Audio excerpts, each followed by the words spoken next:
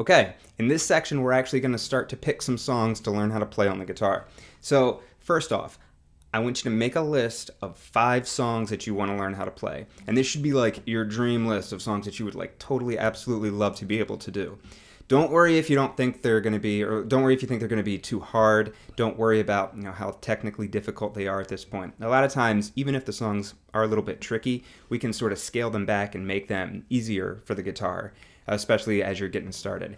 I would rather you pick songs that like you really, really, really want to learn and really, really, really would like to be able to sing and play than pick songs based on how easy or how hard they are, at least at first. So what we're going to do is come up with your list of 5 songs that you really, really, really want to play. And if you have to stop and think about it for a little while, that's okay. You can pause the video, come back to it a little bit later.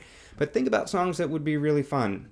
And I would look at things like songs that, by your favorite artists, or songs that you have, playlists for, whatever, it doesn't really matter. Just come up with songs that you kind of want to learn how to play. And they could, run the gamut across different genres. It doesn't really matter.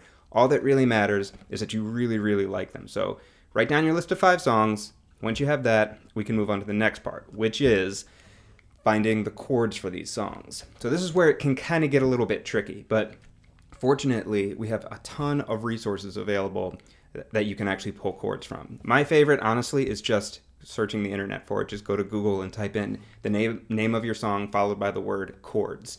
And usually what's going to happen is you'll have a list of results that have the lyrics of the song matched up with the chords that you would play along with. So that's kind of the first step for preparation. Find the songs that have the chords. If you want to use Google, that's fine. There are a couple other websites that I really like. One is ultimateguitar.com. Chordify is another, Songster is another, heartwoodguitar.com is another. Even YouTube is full of lessons that have the songs matched up with the chords. But ideally, you want to have something where you have the actual chords written out along with the lyrics for the song. And what you're going to do is you're going to take your 5 songs that you've chosen, and you're going to do this for all 5 of them. And once you have that, you can print them out if you want. You can leave them on your computer. It doesn't really matter, whatever works for you. But you want to come up with those 5 songs and the chords that match with them. And once you have that, then we can actually start learning the song. I will make one quick note though. A lot of times you're going to find chords, or you're going to find songs that have chords that are tricky, or chords that you may not quite know yet. And while that's okay, there are a couple of things that we can do, like I mentioned earlier, to make it a little more easy for us when we're first kind of starting out. So one of the features of ultimateguitar.com that they have currently is you can change the key of the song. Now, what this means is you can change the chords that are currently listed in the song to chords that you may be more familiar with. For example, if you come up with a song and it has, let's say, like a C sharp minor in it or something like that, and you have no idea how to play that chord, that's okay. On ultimateguitar.com, there's a little tool on the side of the page that says transpose. And you can click the little plus or minus button. Just keep clicking that until all the chords on the page appear as chords that you're comfortable with. And what you're really doing is called changing the key of the song. I don't really care if you know that or not. All I care about is making sure that the song that you choose has chords that you're somewhat comfortable with.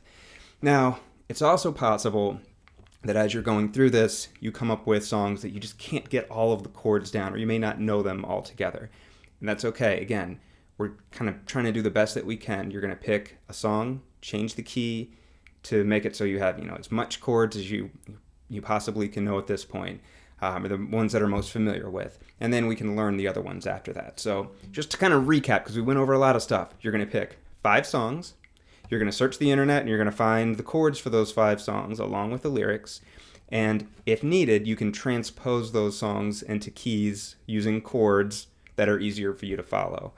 Now, if that's too difficult for you, just search your songs, try to find a song that has chords that you're somewhat familiar with. That's also why we picked 5 songs, so we can sort of whittle it down to one song that's ultimately going to be easiest for you to play and sing at the same time. You can use other resources as well to find chords. You can use, songbooks. You can use sheet music if you're comfortable reading that kind of stuff. Those are usually pretty good too. You can get them online. You can find them at music stores. But there's so many resources. You should be able to find stuff that match what you need to do. If not, you can always contact me, reach out to me, and I'm happy to help you sort through and find a song that will work for you.